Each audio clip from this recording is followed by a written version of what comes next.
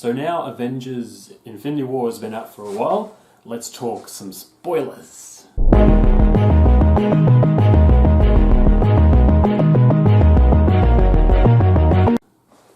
So obviously, if you've read the title, if I do include it in the title, this is a spoiler review / spoiler thoughts and some Easter eggs that I noticed in the movie. So if you haven't seen the movie yet, go and see it right now. And while you're at it, check out my spoiler-free review. I'll leave a link in the description. So, people actually die. I really could not believe it when I saw it happening.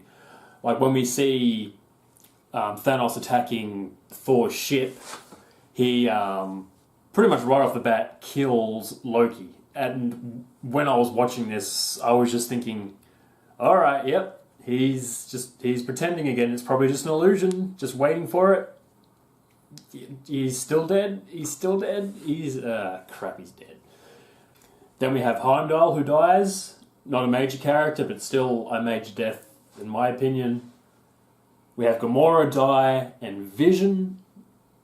And Gamora dying was one of the more emotional moments in the movie for me.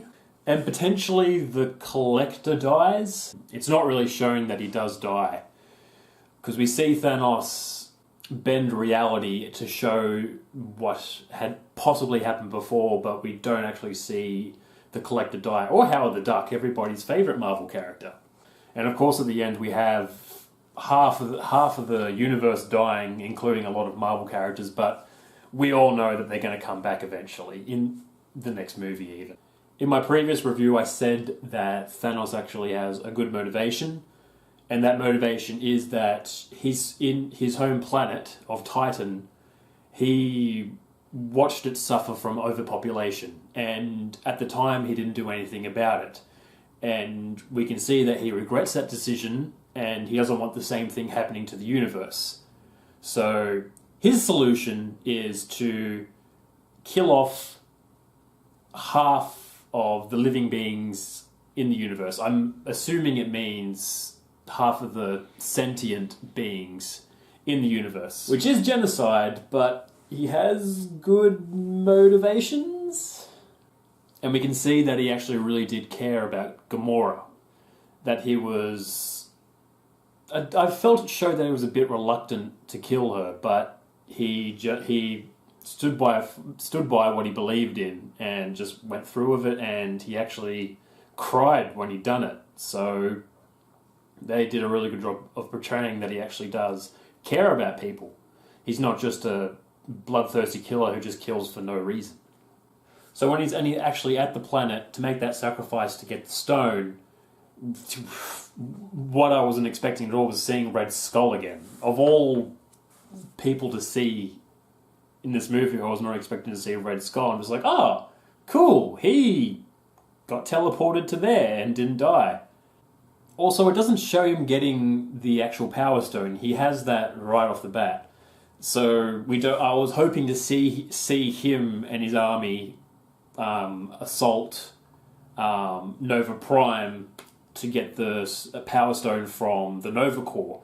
But we don't actually see that. We just see when Thor's talking to the Guardians of the Galaxy that he just says, oh yeah, and he attacked Nova Prime a week ago.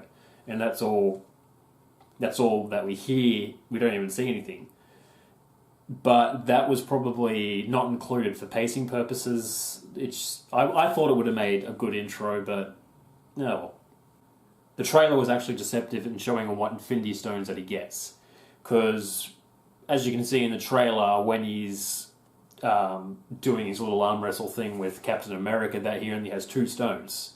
And we see that he, in reality, actually has nearly all the stones except the Mind Stone, which is pretty good deception, because I see why they had to do it, because in an age with the internet where everybody's over-analysing everything and trying to guess the end of the movie, they have to do that to try and throw people off, and so they're not expecting it. And it threw me off. I wasn't expecting that kind of deception in the trailer. Also, they missed an opportunity, I felt, with the reunion of Bruce Banner and Black Widow. Because we saw in Age of Ultron, they kind of had like a little romantic thing going on. And when they finally do see each other again after 2 years, I think it was 2 years, they just go, hey, and I don't think I'm exaggerating, that's all. They don't share another scene together where they talk about it like, hey, you been, what's been happening, I've missed you, etc. That's it. And one Easter egg that I loved is that when Thor got his new hammer, or axe rather, I think it's an axe, not a hammer, it's called Stormbreaker, which, for people more familiar with the comics, Stormbreaker is the hammer that's used by Beta Ray Bill. And I would love that this is setting up Beta Ray Bill, that he would eventually give that to him, and Thor would try to reforge Mjolnir, or something along those lines. I would love for Beta Ray Bill to be in the movie, because I think he's a cool character, with a cool name. And I completely forgot that Peter Dinklage was in this movie. I remember ages ago seeing that he was going to play a role in it, but I completely forgot until I saw him. So he plays Eitri, who is a giant dwarf. I don't know how that makes sense, because if he's a giant, how is he a dwarf? Or is he a dwarf compared to other giants? I don't know. I'm not sure. Also, when Eitri was talking about how he made the gauntlet for Thanos in exchange for sparing the rest of the dwarves, which he explains that Thanos goes back on his word and kills all the dwarves except him. I thought that was a case of Thanos just being evil for the sake of being evil. Like, you'd think he would destroy half of them or something, or I actually thought that this interpretation of Thanos would keep his word, but just shows he can be a dick, so he is a villain. In my spoiler-free review, I talked about how some characters don't behave how they do in previous movies. One case being Star-Lord Peter Quill, when he found out that Gamora was dead, and they had nearly taken the Infinity Gauntlet off of Thanos. They were really close, and then he just starts shooting him in the face when they're shooting Thanos in the face, and basically fucks everything up. I kind of take it back now, because I did think about it for a while, and I'm like, oh wait, that's kind of exactly in his character. I just forgot. Like in the previous Guardians of the Galaxy 2, when Star-Lord found out that Ego killed his mum on purpose, he lost his shit and started shooting the crap out of him too. So I kind of take that back now. That kind of seems like, yeah, that is something that he would have done, being over-emotional. And then seeing Thanos and Doctor Strange go one-on-one with each other I thought was pretty epic, using their different powers and whatnot, trying to overcome each other. I could have watched that for ages, but it only lasts like 20 seconds or something. I gotta watch this movie again. But I feel that characters' powers are a bit all over the place. For example, Thanos, at the start, beats the absolute crap out of the Hulk. And that was, he didn't even use like the Infinity Stone or anything. That was just hand to hand. He beats the crap out of him and scares the crap out of the Hulk for like the first time, I think. But then again, we can see Captain America hold his own against Thanos. When I was talking about the arm wrestling thing that Thanos and Captain America were doing, he could hold his own there. And yeah, I don't feel Captain America would even be able to hold his own against the Hulk. But then again, kind of in my head, I thought about it a bit more and thought, well, Thanos did take quite a beating from Doctor Strange, Iron Man, Spider-Man, Drax, Mantis, and Star-Lord when he was fighting them on Titan. So maybe he was a bit tired from that, and he just wasn't giving his A game. But then Iron Man and Doctor Strange, they struggle against Thanos' minions, the Black Council, I think they're called, or the Dark Council. They struggle against them, and then all of a sudden on Titan, they're holding their own against Thanos with the power of most of the Infinity Stones.